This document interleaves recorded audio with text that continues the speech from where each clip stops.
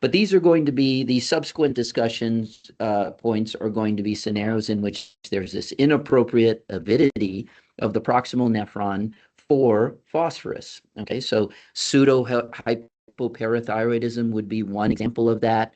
I'm not going to go so I can reach further down the road so I could get through hypophosphatemia. I'm not going to backtrack a whole lot. I'm just going to reference you to prior conversations. You'll recall that this pseudo hypoparathyroidism has that unique genetic complexity where maternal imprinting or paternal heredity of the mutant gene can have different phenotypes, one of which may be associated with Albright's hereditary osteodystrophy, and then varying degrees of other endocrinopathies. Remember, that's a G protein, a mutation in a G protein signaling transduction. And so you can have defects in gonadotrophin function as well as thyroid hormone or TSH response. Okay, so in these scenarios, because PTH relies on this G protein as well to elicit a response. In fact, urinary cyclic AMP is one of these classic ways that PTH biology is interrogated with respect to renal response. So you'll find that in old literature.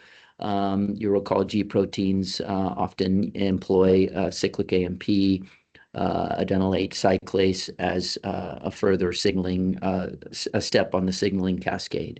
These again will have inappropriate avidity, and that would be manifest by a low PFOS or a high TMP GFR. Familial tumoral calcinosis. This would be a scenario in which I have a problem with FGF23 biology. So in this case, FGF23's levels are low or in the inappropriately normal range. You'll recall that high FOS is a potent stimulus for FGF23 secretion, right, by osteocytes. So this again will explain the underlying biology of familial tumoral calcinosis. The name will tell you much about the presentation, right? Tumoral calcinosis implies the presence of these calcium and phosphorus deposits in extraskeletal tissues. So you can have, for instance, large mass lesions around joints that are basically masses of calcium phosphate deposition. And that can be slowly progressive and cause significant morbidity. So again, the pathophysiology is a defect in FGF23 biology. Recall that FGF23 by and large is derived from osteocytes, and high phosphorus is a potent stimulus for FGF23 release. It does employ this cofactor Klotho to exert its effect in the proximal tubule. Let's take a quick glimpse of that interaction. Again, you have FGF23 and Klotho as this cofactor that is required for the full effect of FGF23 on apical phosphate transporters. Okay, and this is a mutation that is autosomal recessive in its pattern of heredity. And this can be a mutation in the FGF23 molecule itself, or the gene coding for the FGF23 molecule, or a gallant-3, an enzyme that is essential for post-translational modifications of FGF23 to form the mature molecule. And then also you can have defects in Klotho itself that would result in this phenotype. You'll recall FGF23 is a potent down regulator for 1-alpha hydroxylase. And so you'll recall that oncogenic osteomalacia a scenario in which FGF23 levels are in excess. A characteristic feature that we've discussed in the past would be not only the phosphate wasting, but also a suppression of calcitriol because of the effect of FGF23 on 1-alpha hydroxylase activity. Okay, so excuse me, I'm discussing the inverse of this because this is a defect of FGF23. Osteogenic osteomalacia is a scenario in which FGF23 levels are in excess. Again, we have suppression of calcitriol levels. So one would expect that FGF23, if it's deficient, you'll have excess calcitriol levels, again, because it's a negative regulator. That is a contributor to the familial tumoral calcinosis phenotype, right? Not only do they have excess phosphate from impaired renal clearance of phosphorus, but they also have increased phosphate reclamation in the gut, as well as calcium reclamation in the gut, driven by this excess calcitriol that is part of the pathogenesis of the disease. Again, we see markers of enhanced tubular phosphate reclamation, low PFOS, and high TMP GFR. Okay. Moving on, acromegaly is a scenario in which you also have impaired phosphate excretion. Perhaps this makes sense intuitively instead of memorizing it. Obviously, acromegaly is a state in which growth hormone activity is in excess.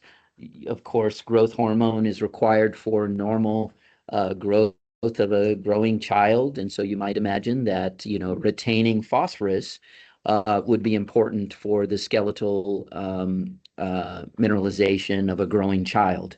In fact, if you look at normal phosphate levels in pediatric populations, it's higher than the normal phosphate levels of an adult. So that makes sense as well, because presumably of that excess or that high growth hormone level in the growing child. So again, acromegaly would be a scenario in which this normal biology is pushed to an extreme and manifests with, again, evidence of low phosphate clearance, so low PFOS, high TMP GFR. I have FGF23 levels that are increased because, again, this is not a problem with FGF23. It's a problem with growth hormone, and therefore, you would have the expected stimulus of phosphorus, high phosphorus on FGF23 released by osteocytes. Again, growth hormone is another regulator of phosphate transport in the proximal tubule. It utilizes the intermediary, that is the insulin-like growth factor. That is the actual biologically active mediator of the effect on phosphate transport in the proximal nephron. There is also an effect of IGF-1 on 1-alpha hydroxylase activity. Once again, that should make sense. In a growing child, you want absorption of calcium and phosphorus from the gut, so it makes sense that you retain phosphorus at the level of the kidney, and then you increase calcium and phosphorus absorption from the diet in a growing child. And again, this physiology is pushed to extreme in acromegaly. Okay. Sickle cell disease, I've alluded to this fact a couple of times. I'll just reinforce it very briefly. Think of sickle cell disease as one that can manifest a variety of different unique features for the nephrologist.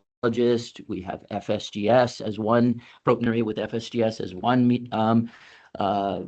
potential phenotype in the sickle cell patient. You'll have, obviously anemia. Another interesting feature of sickle cell disease, which is not quite understood, is this increase in proximal tubular function in sickle cell disease, a generalized increase in proximal tubular function. That will manifest as increased serum creatinine secretion or increased creatinine secretion. So you'll have lower than expected serum creatinine levels. So GFR is is sort of overestimated in a sickle cell patient. You will also, though sickle cell patients also do have glomerular hyperfiltration. So they do have a true increase in GFR, but the GFR may be even more increased by overestimation as well. The other things that you might see in a sickle cell patient is as a manifestation of this increase in proximal tubular function is increase in phosphate reclamation. So serum phosphorus is often slightly higher than normals in patients with sickle cell disease. And again, the pathogenesis is unclear. Okay, so I guess I've said this: low serum creatinine, increased serum phosphate. Okay, any questions before I move on to another branch on the tree of hyperphosphatemia? This would be high phos from excessive intake of phosphorus. So here we are in this branch of the tree. Again, hyperphosphatemia. I've excluded pseudo-hyperphosphatemia. I'm now looking at renal causes, and then here I'm looking at the essentially non-renal causes. So redistribution, excess phosphorus supplementation are some of the ways in which you can encounter this type of hyperphosphatemia. Okay, let's then dive right in. Bowel preps are a very important one to be aware of. It's quite interesting. People have done phosphorus. I don't think you have some of this detail. For instance, how much phosphorus can be present in a phosphate containing bowel prep. Right? Put this in perspective. We say, restrict phosphorus to less than 800 milligrams per day in a CKD patient, right? Or the average dietary phosphorus of a male eating a lot of animal protein will be somewhere around 1.4, 1.5 grams per day.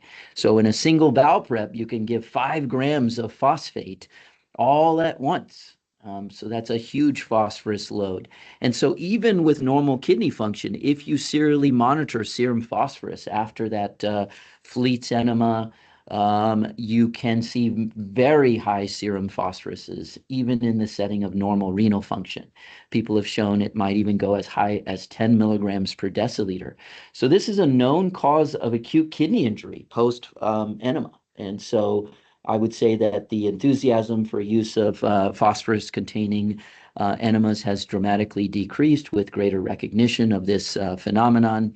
And so it's still a prescribable drug, even though there's a tendency to use other laxatives now for bowel preparations or for just laxative. But it can still be something that you order at both of or I don't know about the VA, but certainly at CUH and Parkland, these phosphate-containing laxatives are still orderable. Okay, so be aware of that.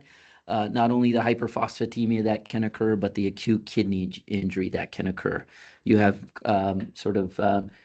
amplifying factors. Obviously, if you have diarrhea from the laxative, that would cause a further reduction in GFR, or could. It would reduce tubular flow rates, increasing the tendency for calcium phosphate to deposit in the tubules, resulting in a microscopic obstructive nephropathy, right? This would be a crystalline nephropathy, not one that you can see on CT scan, but one you can see on kidney biopsy. Just as a quick, quiz that I myself am going to answer, if you're looking for calcium phosphate, there's a special stain that you should know. It's the von Casa stain that is used to enhance the appearance of calcium phosphate.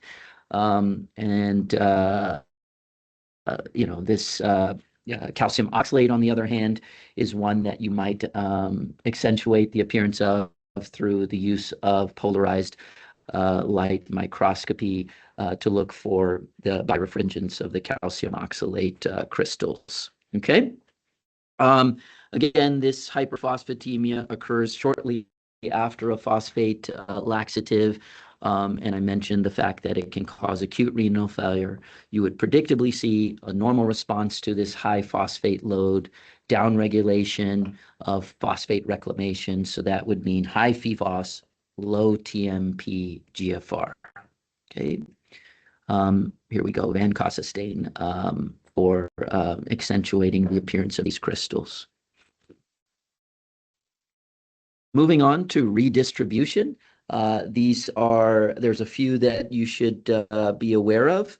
And some of this, again, may not be in your copy because I'm sure I added, organic acidosis as one very interesting factor that can, well, I may have just, I don't recall whether it was in there or not, but I've emphasized the fact that organic acidosis is something that can cause a profound hyperphosphatemia. We've had recently a couple of case reports that our residents are writing up, whereby phosphorus levels can go.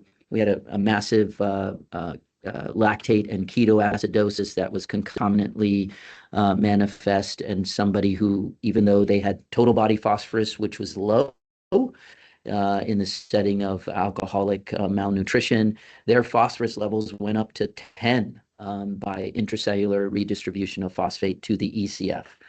Most of your total body phosphorus is in bone as well as in the cells. So when you redistribute, you can manifest profound hyperphosphatemia. So both respiratory and metabolic acidosis can redistribute phosphorus into the ECF. We talked about the inverse of this, where one of the most common causes of low serum phosphorus is hyperventilation. So when you're getting nervous for that phlebotomy, that acute hyperventilation reduces the proton content in the cell. It turns out that glycolysis is regulated by intracellular pH. And so the first step of glycolysis is a kinase step in which phosphate is bound to glucose, confining glucose to the cell and moving it through like the subsequent steps of glycolysis. So that pH dependence of that first step in glycolysis results in either low serum phosphorus when you have acute alkalemia, or high serum phosphorus when you have acute acidemia. Okay, both respiratory and metabolic acidosis can do this, but I'd emphasize how, again, particularly organic acidosis with lactate and ketoacidosis, well described, you can have quite severe increases in serum phosphorus in some of these unique scenarios of high serum lactate and high serum keto acids. When I have tumor lysis or rhabdo or just tissue damage, generally speaking, once again, phosphorus is found intracellular, in the intracellular compartment in large amounts. And so you can develop this hyperphosphatemia from redistribution in all of these settings. Tumor lysis, of course, we often get focused on the hyperuricemia of tumor lysis, but hyperphosphatemia is an important aspect of that clinical syndrome. Rhabdo and hemolytic anemia can do this as well. Okay. When phosphorus is quite elevated, you can have serum calciums or measured serum calciums that are relatively low. I think I've emphasized the fact that some of that may be from an interference with the assay for total calcium, right?